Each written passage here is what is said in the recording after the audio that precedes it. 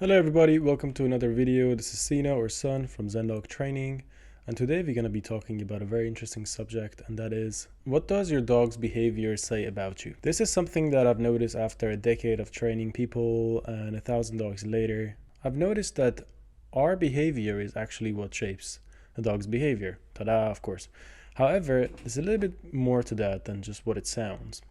What I mean by that is that dogs are basically the best life coaches we could possibly have in our life.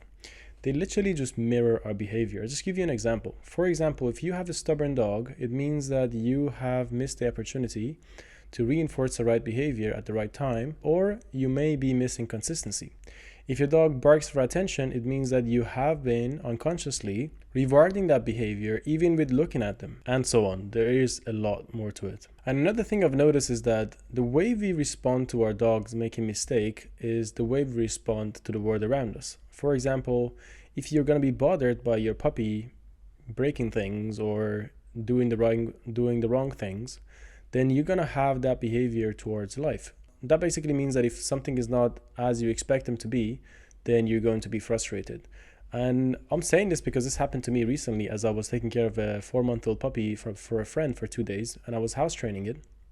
And I always tell my clients, relax, peace, but I haven't had a puppy for a while. When I managed the puppy to do the house training right, and I structured it, and I took it out at the right time, and she did all her business outside.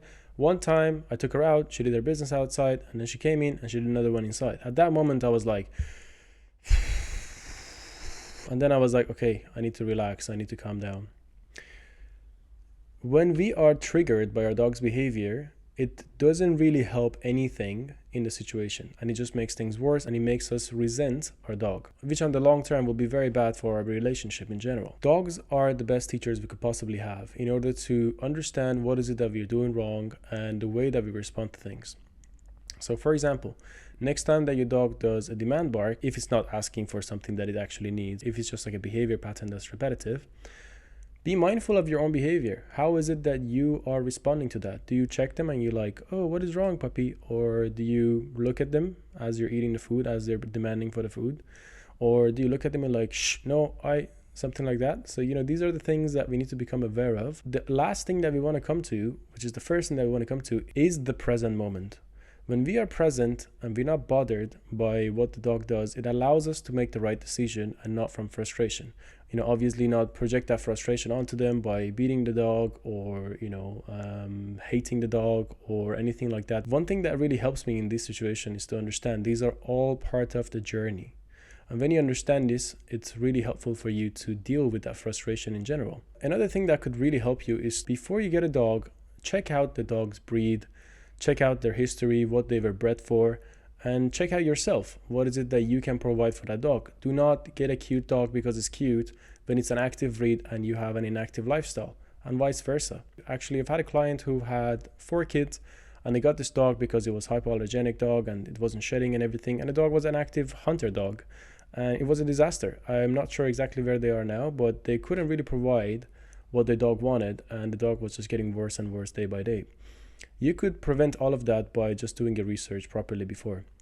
Another thing that can really help you here is ownership.